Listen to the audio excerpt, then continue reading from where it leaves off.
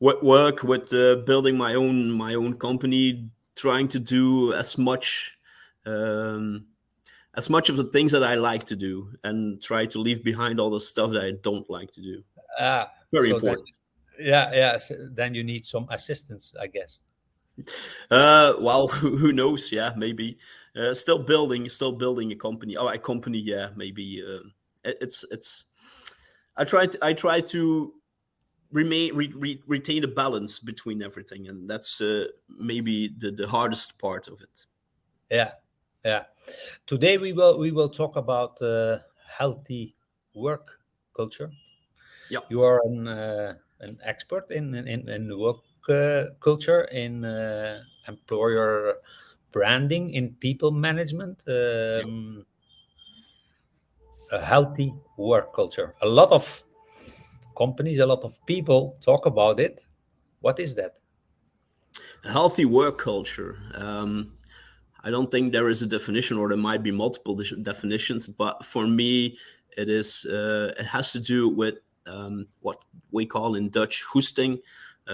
We have to look forward to go to work on Monday, and not to look forward to the weekend. Um, it's about being in a place where you belong, where you can do what makes you feel useful, and what gives you energy, actually, and try to do uh, as less of the things that cost you energy as possible. But of course, in every work environment, in every job, you will have to do some things that you don't like, and we have to realize that it's very important.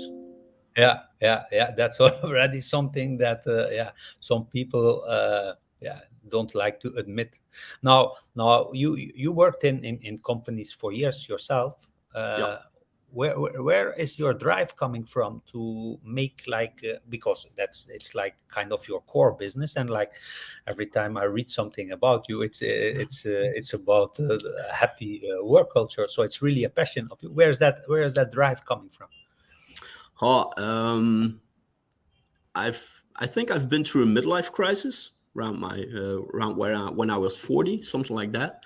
And you come to a point in your life where you look back and you see all the things you've done, and you realize the person you have become, because during our lives we change a lot. I still evolve, and then you have to look forward and realize, damn, I still have to work for more than 20 years. So what do I want to do? And that made me wonder about the time, the work, the jobs I did in the past, like a project manager for a construction company, which I do at the moment also. Um, and I try to think about what made me smile within those jobs. And if I look back, and it might sound a little bit fluffy, um, but it is the people I work with and the smiles on their faces that made me happy. So I realized that as a leader, as a manager, you can make a big difference for the people you work with. And since we all have to work uh, about 40 years, 8 hours a day, that's about 70,000 hours in a lifetime. I think we deserve to be happy in our jobs. And that's where that drive comes from. Yeah, yeah. And did you had then bad experiences in the past that is like really that's something that you want to change? Where Oh, is that turning point coming from? uh, two turning points, actually. I did have some bad experiences in previous jobs where I had some managers who didn't really care about people. Um, I've also made a lot of mistakes. I still make a lot of mistakes and see what effect it has on the people I work with. And then I also had therapy for about 2 years. So that also mental health is very important. So that also changed my mindset. I you all We all know Simon Sinek. Well, maybe not all, but you know Simon Sinek. I know Simon Sinek.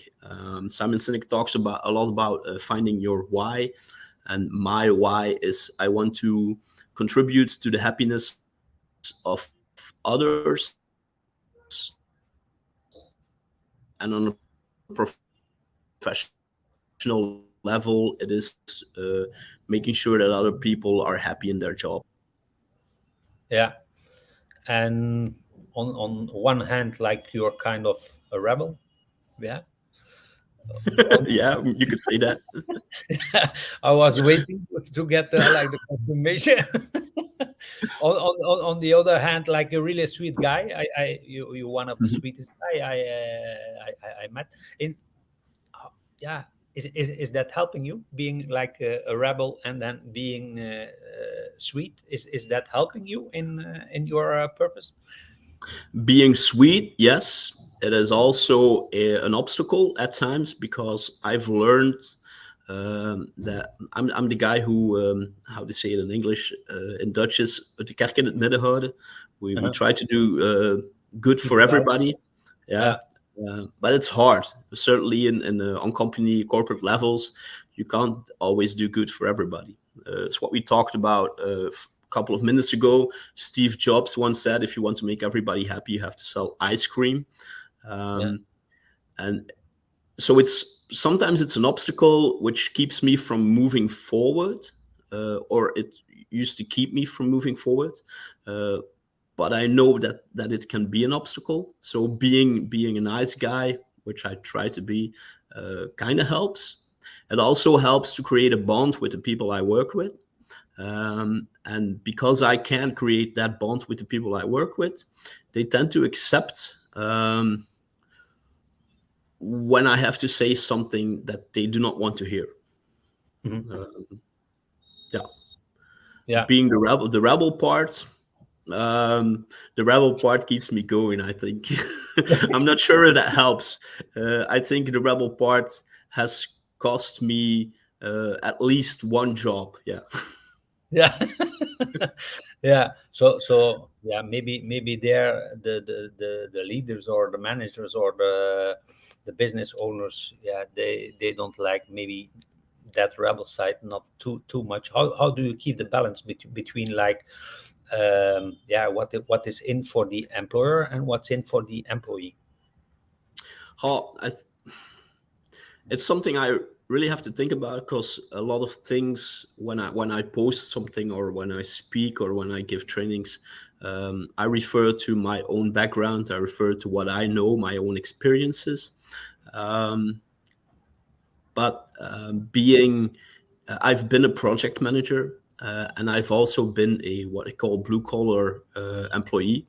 So Mhm. I've been at both sides of the table. So that gives me an advantage to see how corporate management looks at a company policy and how blue collar workers look at the company policy, and that helps me to keep that balance because it's, as we said before this live, it's very important for people, for employees to realize that a company is still a company. We still have to make work. And at times we do have to do things we do not like to do. There has to be a balance. I think I've put figures on a balance. For me, it has to be 70% of the things I like to do and 30% of the things I might not like or Yeah, yeah. yeah, I think that's still okay. Yeah, Yeah, it is. It is. Yeah.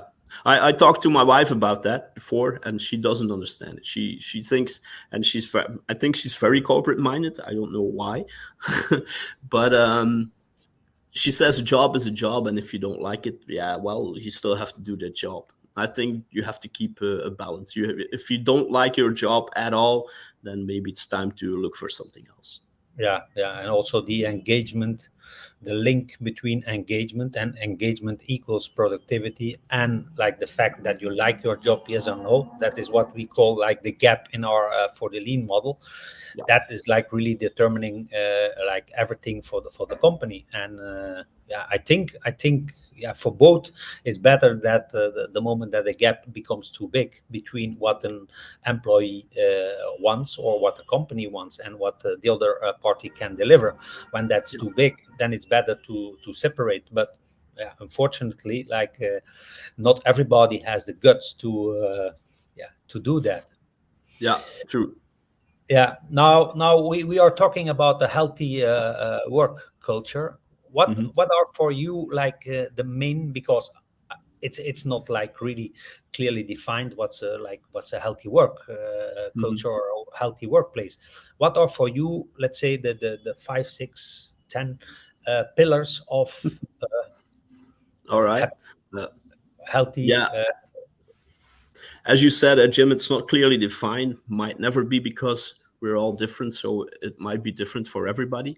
But there are at least three things, or maybe more. We'll see where we go. Um, One is psychological safety. Uh, I don't know if everybody knows what psychological safety means or what I mean with psychological safety. When I ask a question in workshops, they all say "me too." It's not hashtag "me too." It's about being able to be yourself in a workshop, being able to speak your mind uh, in a respectful, polite manner, of course. But it's about not fearing for your job or maybe a promotion or maybe someone who yeah some how do you say it repercussions on yeah what you say. So that's one thing, psychological safety. Blaming culture is also another problem within a lot of companies. It is okay to make mistakes. It is because of mistakes there is a lot of innovation. So making mistakes should be okay. It's about being inclusive. Everybody has to be part or be accepted within a team, within a company, within a group. Everybody has to feel accepted. For me, it's also about zero tolerance on discrimination, racism, sexism. I'm always very clear about that. Um, it's about being part of something or feeling that you are being part of something. Mhm. The problem I find within a lot of companies is that a lot of companies, they mean well. Let's say every company means well, and it would be uh, crazy to think that some companies really mean I really don't want to be a good employer, huh? Mhm. But a lot of companies, they say that they have a good company culture or they have a good communication culture, but when you ask the employees, they do not feel the same. And the thing is, if they do not feel the same, then you don't have a good company culture. If employees say, we don't think so, then it's no, we don't think so. If employees think that they cannot speak their minds, then there is a problem. Even Mhm. if you're a company and you say, yeah, everybody can say everything here, if the companies feel that it isn't like that, then it isn't like that. Mhm. I think psychological safety, as we said, psychological safety, blaming culture, being inclusive, um, good communication is a very important factor. A lot of companies have a problem with communication. I think that's maybe one of the main reasons why companies fail. Good leadership, of course, you can make a huge difference if you have good leadership skills. And I think everybody can learn those skills. I don't think that everybody has to be a leader, and not everybody wants to be a leader. Um, so yeah, a lot of factors that can add up to a good work culture, healthy work culture. Yeah, recognition, how important is that? Recognition, yeah, of course. Recognition is one. It's a very important one. Um, One day I had a workshop, I had a training, and one of the guys in the training, and that struck me because I was really flabbergasted. Um, why do you need recognition if you get paid for a job? And I have to say, I don't know what you think, Jim, but I was flabbergasted. Yeah, yeah, we see a lot of results coming from the scan, so we are Mm, not surprised. Yeah, for sure, outside Europe, like what we see in the results. So there's still like an old school thinking, like the yeah, the, let's say, management style from 20, 30 years ago in some countries, or in no. it's some, like, also in a lot of stock companies, like it's still there, like the boss is the boss and you have to listen, and that's it. And Yeah. if you don't listen, you go out. Now, we are lucky that to see like that's like a big shift ongoing. Mhm. Now on the other side, yeah, what we see is like yeah, what's the behavior of the employees? So for example, yeah, there's now that that issue with quite quitting. Like, Mhm. what's your opinion? And maybe explain to the people like quite quitting what it is, and what's your opinion about that? All right.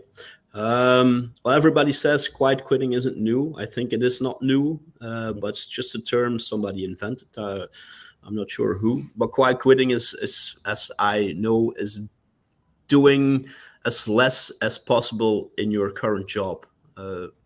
Most of the times because you don't like the job, or maybe you feel unvaluated, or there's not enough recognition, but you don't like that job anymore, but you're not going to change because it gives you security, certainty. You're sure you have a job, you can pay your bills at the end of the month, but you will not do more than you have to. um, my opinion on that, I think it's stupid.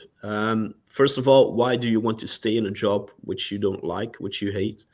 Uh, I wonder how you get up in the morning and go to work. Then again, we work for employers, we work for companies, and a company may expect that that you take responsibility and accountability for your job. On the other hand, when I take a look at the perspective from the employers, if you notice quiet quitting, you should get rid. Talk with your employees, see what's the problem, and if necessary, you have to get rid of them. Mhm, Because having a quiet quitter at work, mhm, if you see it, but if you have a quiet quitter at work, they are all also contagious. That's the word I was looking for. Contagious for other employees. mhm. Yeah. Neg- negative negative employees are contagious for your positive employees. Um, I wonder where the problem started. Are the managers not seeing those quiet quitters? Haven't thought about it that way. But if you're a good manager, if you're a good leader, you should know your people. And you should see when somebody is doing just as you expect, or maybe less than you expect. Mhm, I in all the jobs I've done as a leader, as a project manager, as a facility manager, I've tried to get to know my guys, get to know my people, make sure I talk with them regularly. Um, and when there's something that changes, when you see changes in their behavior, then you notice it because you know them, and then you can act upon it. mhm, So I think companies should really see those quiet quitters also. mhm. Yeah. Now there's an increasing need for balance, for Mhm. well-being. Yeah. Yeah. What can you do as a company to implement these upcoming needs? You could start buying ping pong tables and snookers. No, I don't think that works. But a lot of companies say, okay, we'll buy ping pong table. Like you said, Jim, we go on walks and we have fun stuff like that. Lately, I saw an article that says that companies, because they have to cut costs with raising employment costs, they have to cut costs, but they still will keep budget for team building activity, and increase budget for team building activities, and decrease budget for like leadership training, stuff like that. Um, to be honest, I don't think that team building activities are the reason why people choose jobs. They are a perk. They are a plus. If you have a team building activity as a company, it has impact, positive impact on the team, of course. But the main thing is, first of all, talk with your people, know what they expect from a company, know what goes on in their lives, um, maybe try to see if you can work out a flexible work schedule. People love flexible work schedules. People love to have the opportunity to work at home when they can. You have to make agreements on that. Of course, you have to have a reasonable communication and reasonable expectations on that. If you have to work from the office, you have to work from the office. It's like that. But people will take their responsibility, or most of the people will take their responsibility. If they do not take their responsibility, as an employer, as a manager, you can make them accountable for that. I think we work 8 hours a day, at least 8 hours a day, and we also want to live. We have to find a way within company guidelines, within company policy, to merge our personal, private life with our company life as much as possible. Mhm. As I said, within company policy, within corporate policy, within what is acceptable and what is possible. Of course, when you work in automotive industry, when you make cars, it's pretty hard to make a car from home, and people know that. So you have other things there, but it's give and take from both sides. Mhm. Yeah. Um, how important is vulnerability to get, or yeah, to get like that healthy work culture? I think vulnerability is very important. You of course know Brené Brown, Jim. I have no Mhm. doubt about that. So everybody, after this live, you go look up Brené Brown. She has a very nice TED talk on vulnerability. But vulnerability for me is showing as a leader, as a manager, as a company, that you also make mistakes, that you are not perfect, that you show that you're not perfect. It helps to create, for me, it helps to create a perfect mindset and perfect, how you call it, base maybe, where your employees will notice that, okay, if okay, my manager, my boss is not having a bad day, and that's okay, and he's fine with that. So maybe he's fine with me not having a bad day. He's fine with me making problems, making mistakes. One of the strongest things you can do as a manager, for me, as a leader, for me, is own up your mistakes. If you make a mistake, own your mistake, talk about it, resolve it, of course, uh, but don't try to rub it under the mat, or how do you call it? Uh, don't try to disguise your mistakes. Don't try to blame someone else. I think for me that's vulnerability. We're all people, and we have to realize that we're all people. The term human resources, it takes the humanity out of the people. Yeah, We're not resources. yeah, that's one part of vulnerability. Now, what how I know you is like you're really also emotional, vulnerable, and that is Mhm. also when you look at posts on LinkedIn or on social media, the posts that work. You did a post like one week ago.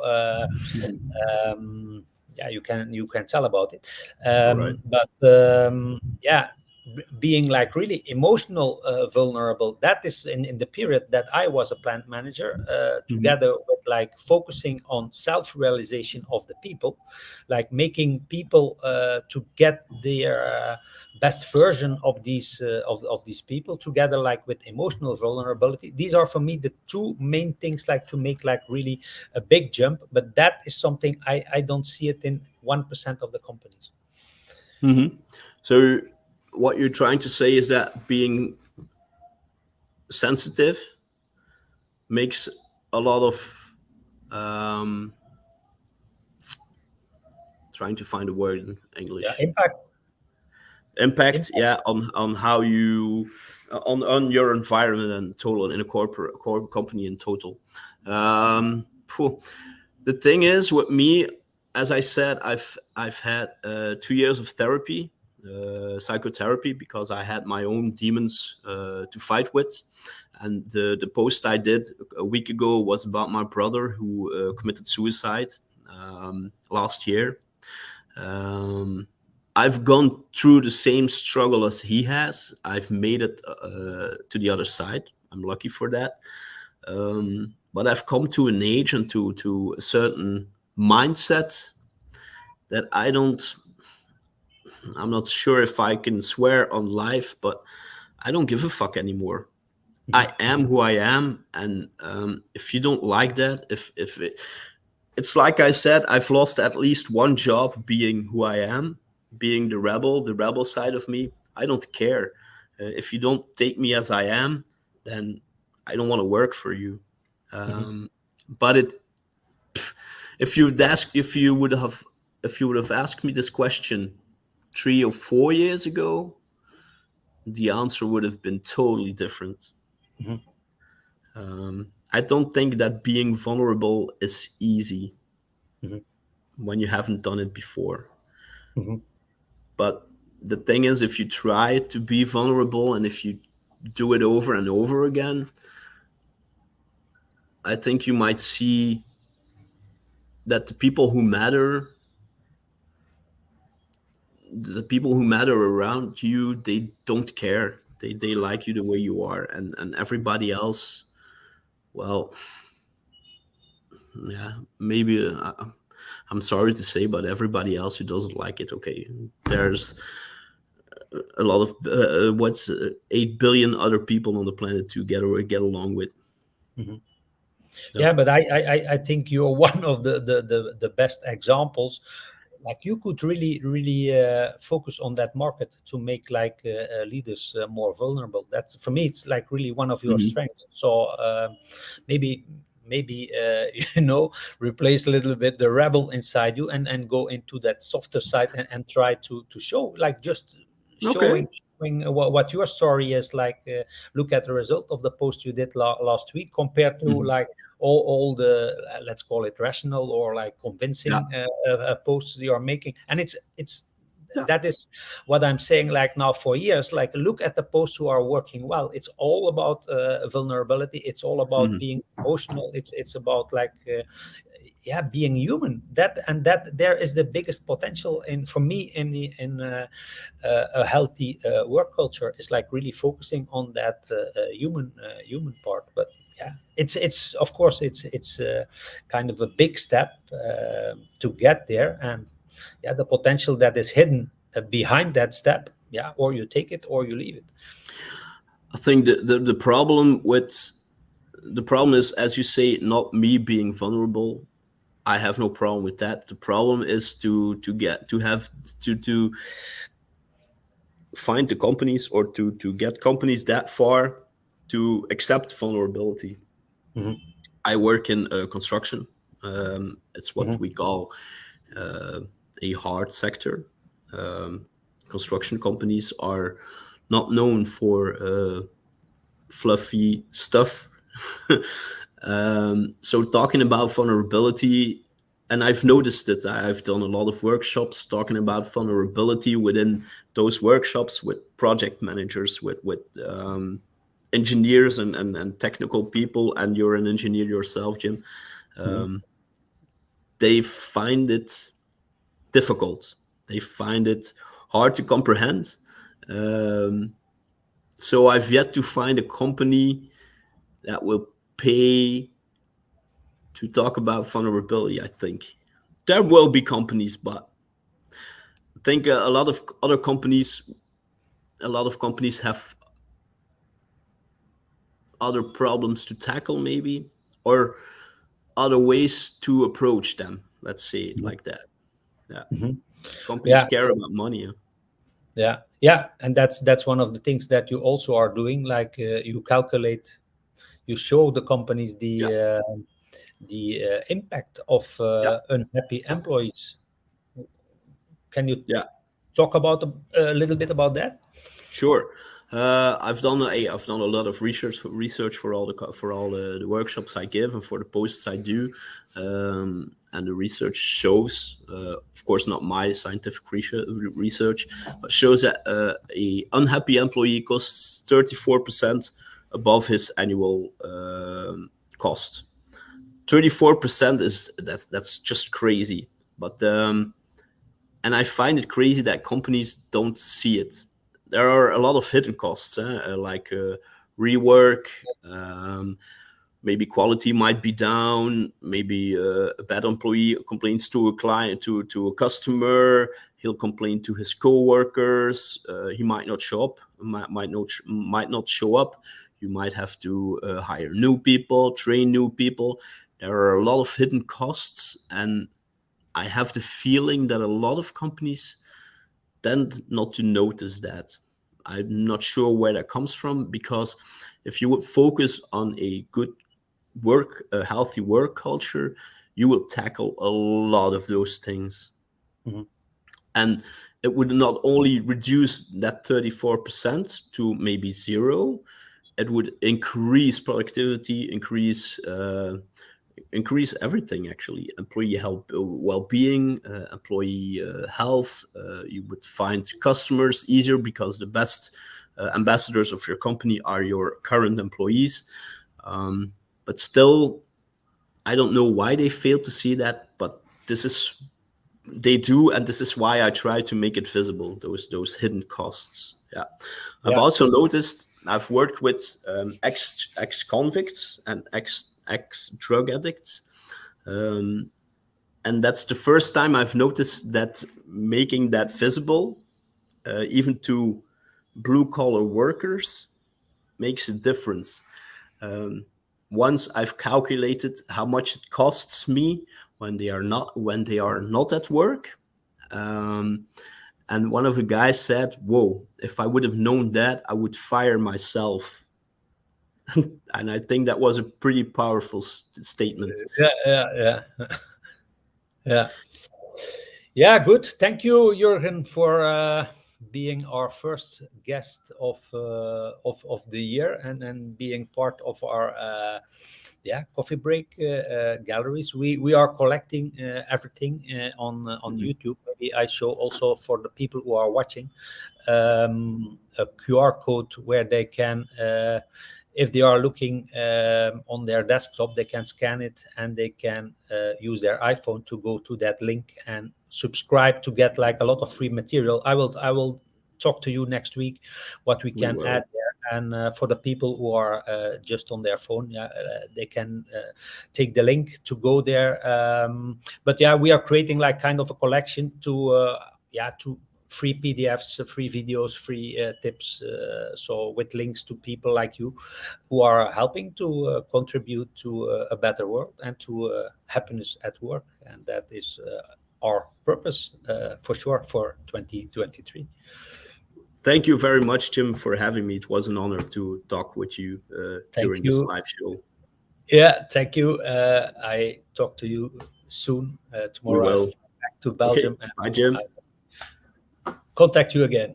Thank you for being here. Bye, Jim.